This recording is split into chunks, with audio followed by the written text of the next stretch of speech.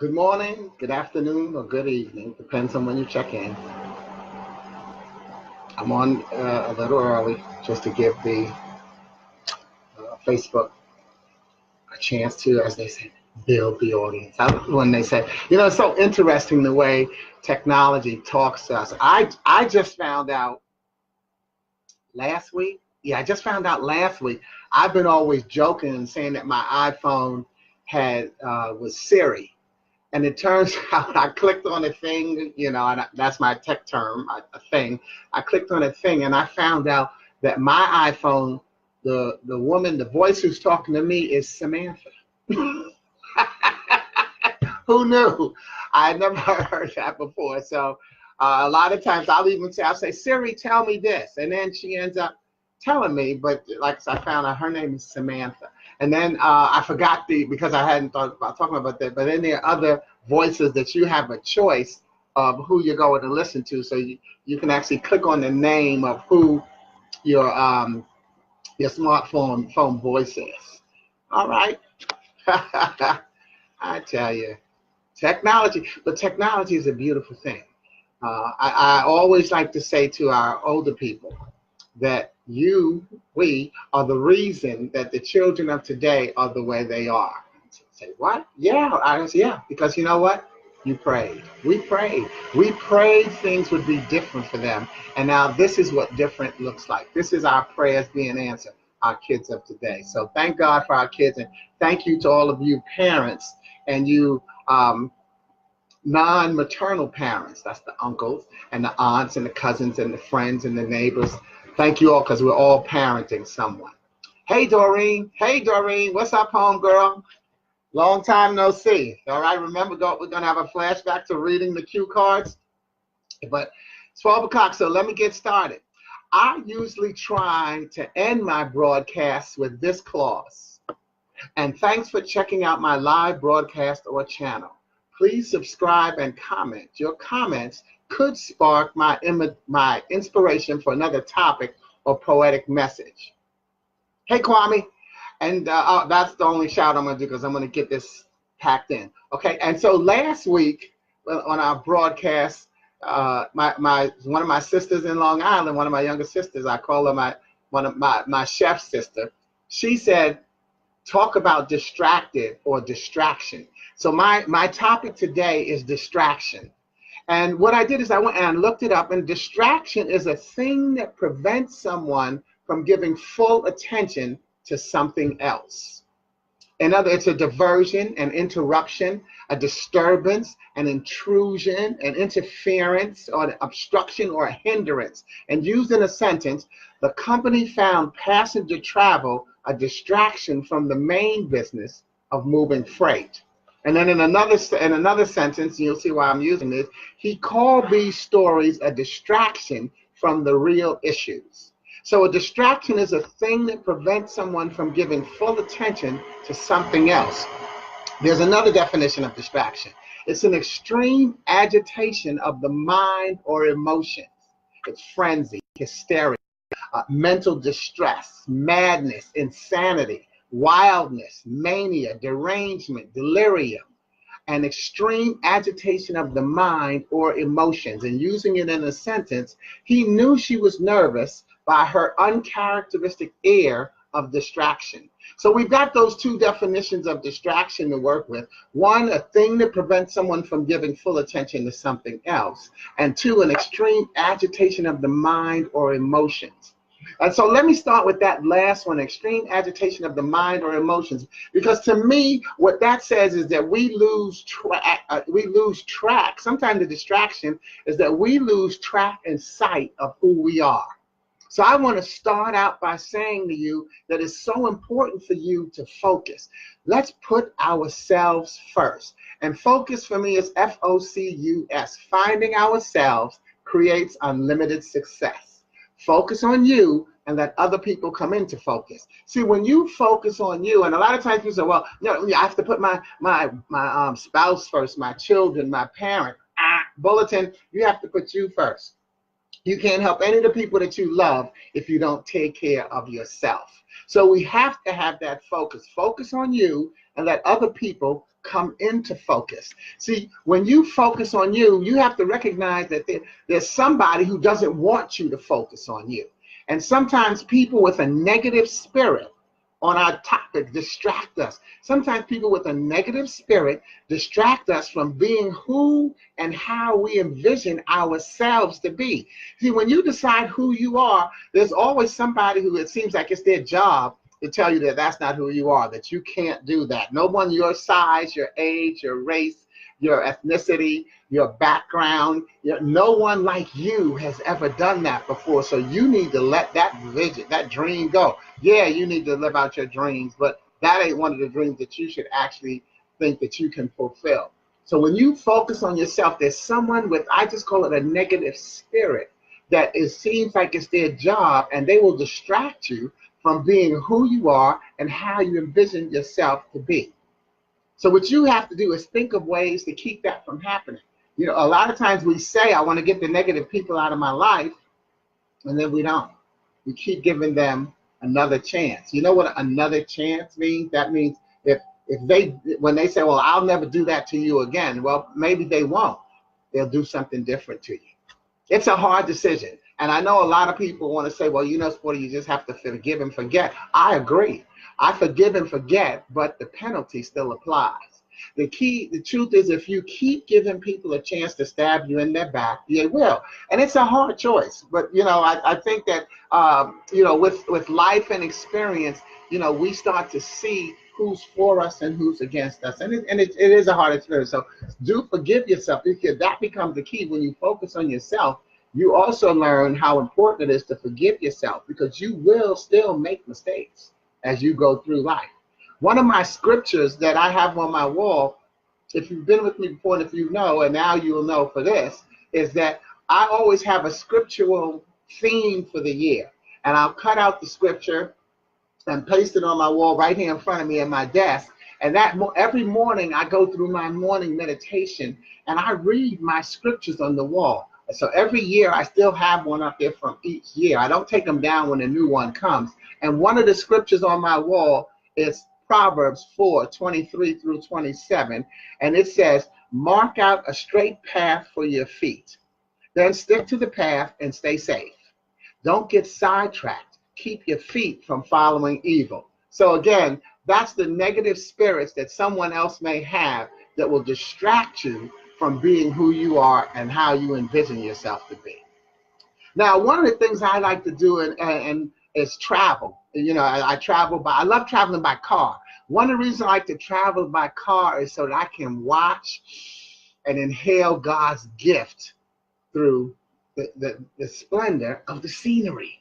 Have you ever appreciated how the roads twisted and turned, especially in the mountains? Have you ever really just thought about, you know, oh, who knew that this is a good spot to change this road, and what it took to put the rails up so that you don't go over the side of the mountain, you know, and you know, where the trees level off and that there are alternate routes. Have you ever just thought about that while you're driving? Mankind is just a wonderful, wonderful thing. And you are a part of that. So sometimes just slow down and inhale God's splendor. Look at the trees, look at the roads, look at the invention, look at how tall those buildings are. Who decided that they could do that and figured out how to do it and then had the patience to do it? But meanwhile, while coasting and thinking about things like this, I also look at the animals. If you've ever driven in a country area, and it doesn't have to really be country, sometimes we'll see it just off of, like, even on a main highway, but especially on a country road, you see, I like to look at the animals. And the animals, think about it, they look like they're chilling out, free of distraction, our topic for the day. The animals just look like they're chilling out, free of distraction. And I wondered if they were counting cars the way we used to do when we were children. Remember, we used to count cars? So sometimes to me, that's what the animals look like they're doing. It's counting cars. And that's what made me decide that the poem that I'm going to share with you today is one that talks about distraction, but it talks about that focus that I was saying we need to have of being calm and not being distracted. So this is called, from my book, a poet in every prophet. And if you look at the creativity, a poet in every prophet, you'll see P-O-E-T in capital letters is a P-O-E-T in the word prophet. So I do that to also encourage some of you who are writing poetry to recognize that, a lot of times a poet will say, is this okay? Yes, it's okay. It's your gift through God to be able to put his words through your feelings on paper. So to me, that's prophecy. Okay, so this is called, so what do animals and bugs think about? Do horses stress about how they'll do in the next race? And when they get to the gate, are they hoping they don't make a fool of themselves and risk the chance of dying from embarrassment or what the papers will say about them tomorrow? Or even worse, what the other horses might say? And do greyhounds feel the same way? Do squirrels consider unionizing to balance the scale and earn meals or vacation time? Maybe ants do.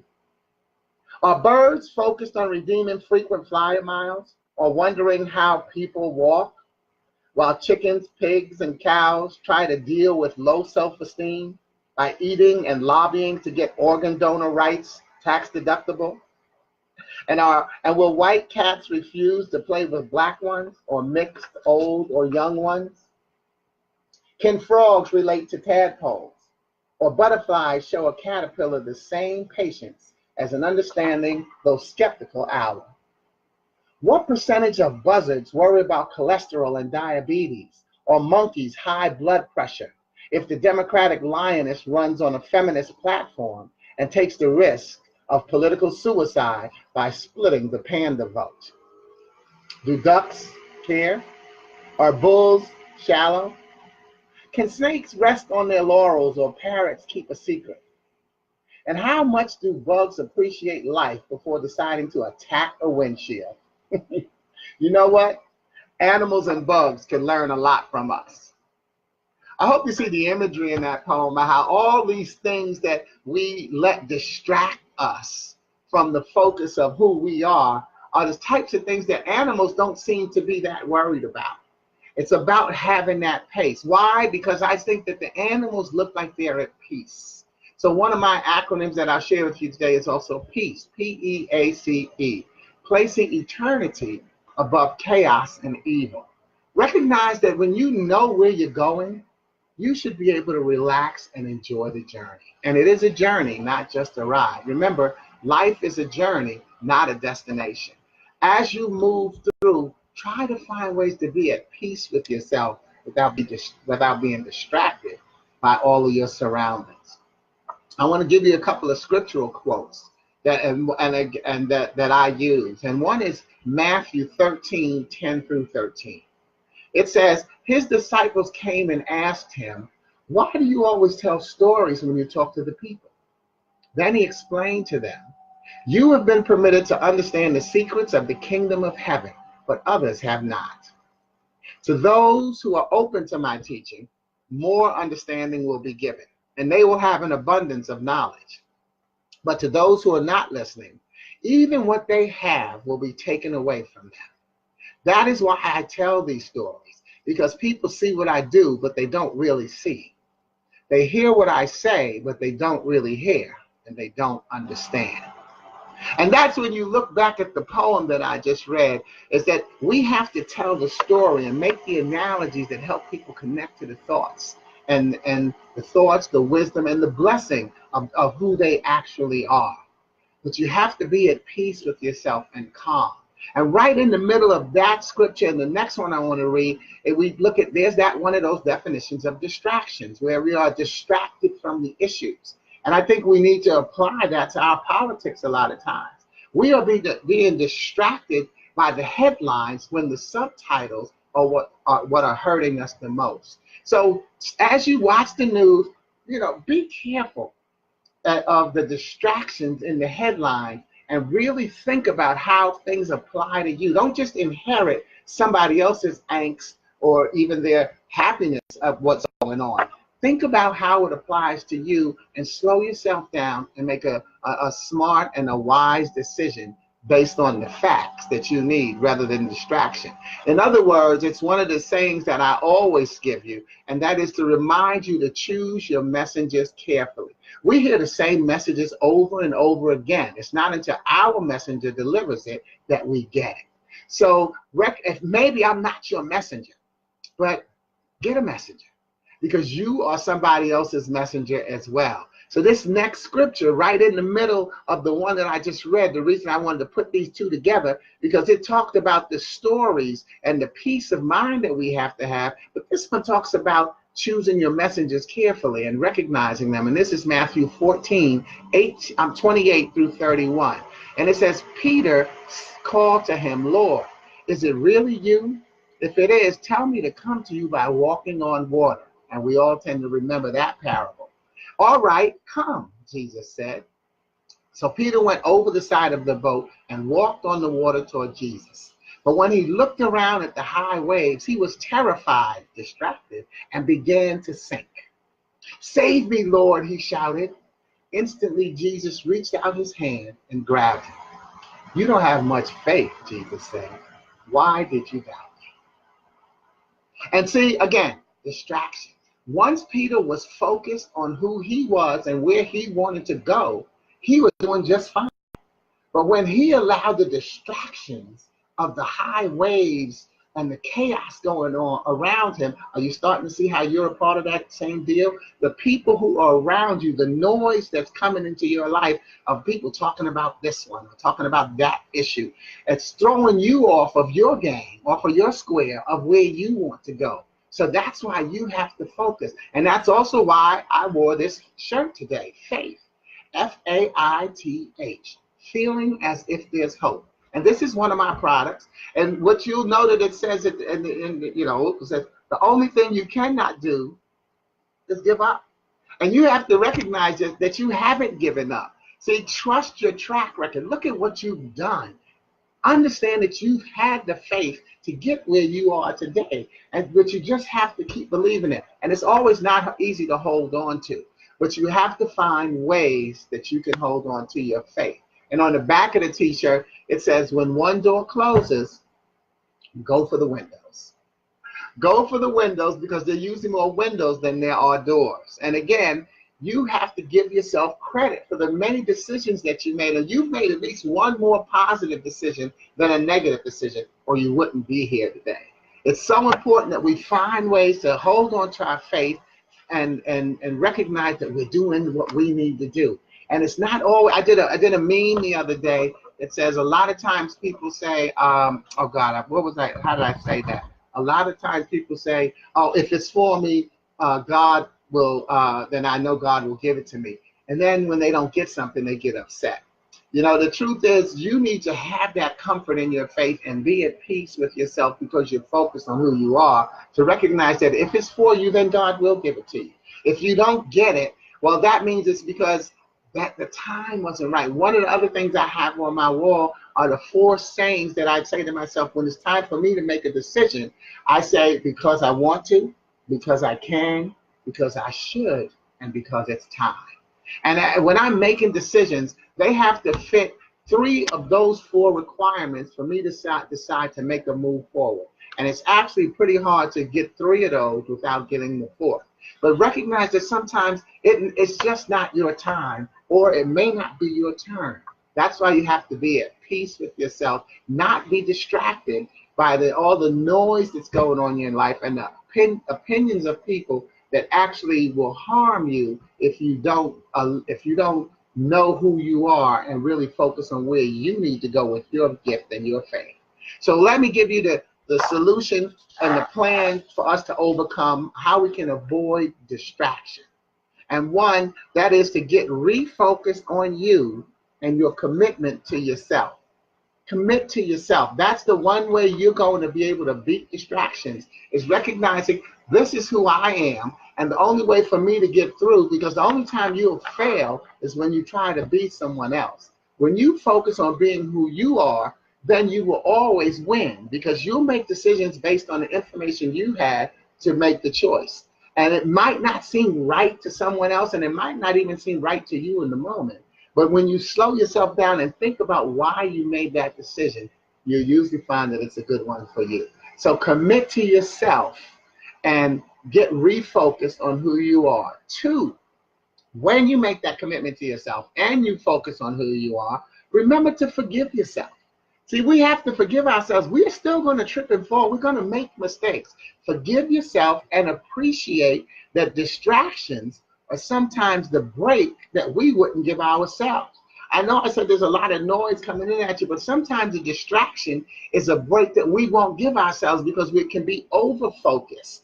And I'm not going in another direction. Our focus is finding ourselves creates unlimited success. But as we're focusing on ourselves, what we start to see are the guidelines and the boundaries. Boundaries say stop, guidelines say caution. So as we get to know ourselves better, we can still go forward and not be standoffish to people with allowing ourselves to not be distracted by the little things, the gossip, the ignorance, the chaos going on around us, because we have to make it through, as well as reliving the bad decisions, because we get focused on, oh, I messed this up. But you made a bad decision. It's okay. It's okay. It didn't kill you. So come on and forgive yourself and get it together, because what you focus on, you ferment. So if you only think about the bad decisions that you made, then you won't be able to get focused on making the right decisions that will get you through. So the third thing, so get refocused on you and commitment to yourself. Forgive yourself and appreciate the distractions, or sometimes the break that you wouldn't give yourself. And then three, by the way, that's also a sign of growth. Again, the way you have to think about it, the distraction you wouldn't give yourself, could be a growth thing where, I didn't, you look at something, you say, oh, goodness, I never thought about going that way. And sometimes so that distraction could be good. So, and that goes back to our initial definition where it talked about it as extreme agitation of the mind or emotion. In other words, being able to, in our case, we want to be able to control our mind and our emotion. Instead of letting it be anger and confusion, let it be happiness and clarity. So lastly, have faith and trust in your track record. Again, have faith, feeling as if there's hope. Recognize that the only thing you cannot do is give up, and trust your track record. Laugh at your lack record.